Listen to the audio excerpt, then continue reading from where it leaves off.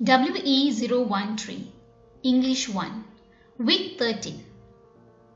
Hi everyone, welcome to my class today. Listening, make inferences, draw conclusions and recognize speaker's attitude on familiar and on unfamiliar topics. And I'm Mrs. Selva. Let's answer these questions together. What is making inferences? Making inferences means making an intelligent guess or arriving at a logical interpretation based on the available information. Let's move to the second question. What is drawing conclusions? It means thinking carefully about what has been said and forming a logical opinion.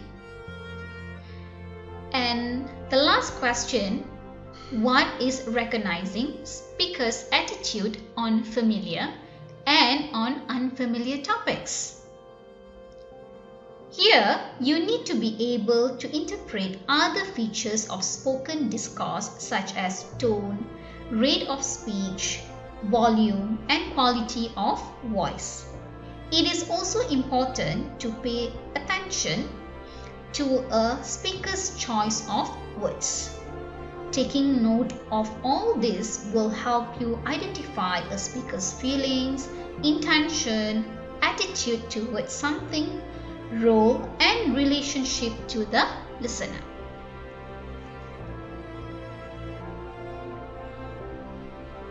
Let's look at the objectives of the lesson. By the end of the lesson, students should be able to first, make inferences, second, draw conclusions, and third, recognize speaker's attitude on familiar and on unfamiliar topics.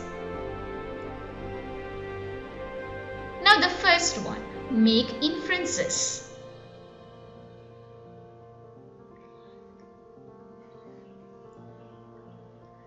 Now let's look at make inferences.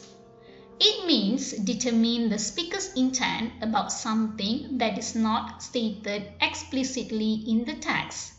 When you listen, you can infer information based on the situation, the speaker's attitude and the non-verbal communication. When the speaker provides clues but not all the information, you infer to make predictions, revise this, understand underlying themes, hypothesize, make critical judgments, and draw conclusions. Here, by listening attentively and using content in a text together with existing knowledge, you come to a personal conclusion of what the speaker does not actually say. Let's look at this example. The issue of unscrupulous taxi drivers who fleece their passengers continues to be a bane for many, with some taking to the social media to vent their grouses. Hugo Law related how he had to pay 30 ringgit to go from Jalan Petaling to the Bukit Bintang area in the capital, while Wong Peng Siong took a taxi ride from Kelana Jaya to Taman Tun Dr. Ismail on an agreed fare only to be charged an additional 2 ringgit as the cabbie argued that the waiting time from Kelana Jaya must be taken into consideration. So the inference here, the figures stated indicate that the fares are more than they should be. Let's answer this question. Why do many passengers complain on taxi drivers? You can infer that they have to pay an expensive fare for a short distance ride.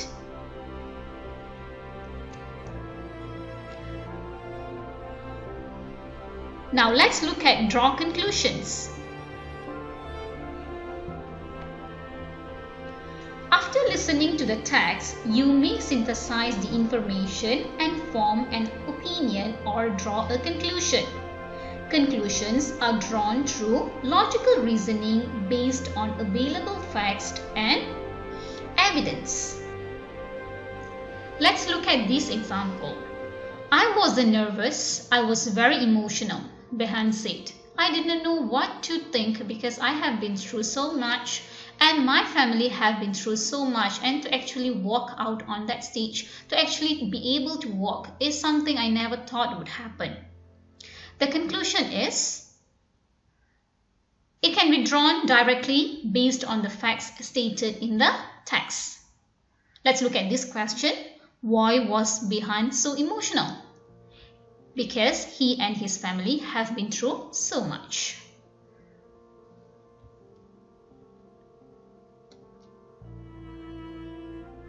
Recognize speaker's attitude on familiar and on unfamiliar topics. When listening, concentrate not just on the words that are being said, but also concentrate on the way they are being said. Interpret speaker's word usage and tone. Look for the feelings or intent beyond the words. The tone of the voice reflects the speaker's attitude here. The speaker who raises his or her voice is probably either angry or frustrated. The speaker's attitude influences the listener's response to the text. It leads the listener to guess or predict the flow of the text. Identify the role of the speaker. The speaker may be giving information, reasons, suggestions, or advice on a particular issue. It can be familiar or on unfamiliar topics. The speaker can be an informer, a campaigner, an activist, a promoter, a supporter, a sponsor, a counselor, an analyst, a consultant, or an advisor. This is the example. A good scare is worth more to a man than good advice. Having lived in this world for more than 60 years, I find the above quote sums up very well and the way young people prefer to learn. Instead of taking the good advices given them and to act on the advices, the young people prefer to do things their own way. More so if the advices were to come from their elders. More often than not, they take the wrong turns and have to suffer painful consequences. I have always found it hard to understand why it has to be this way, but this invariably is the result. Here, the speaker is wondering why young people do not want to heed advices from their elders. As for this question, what does the speaker advocate? Taking good advices from the elders. Practice time. Let's practice this. Please complete listening practices, pages 176 to 177 in your MOAT textbook. Check and discuss your answers with your lecturer and friends in class.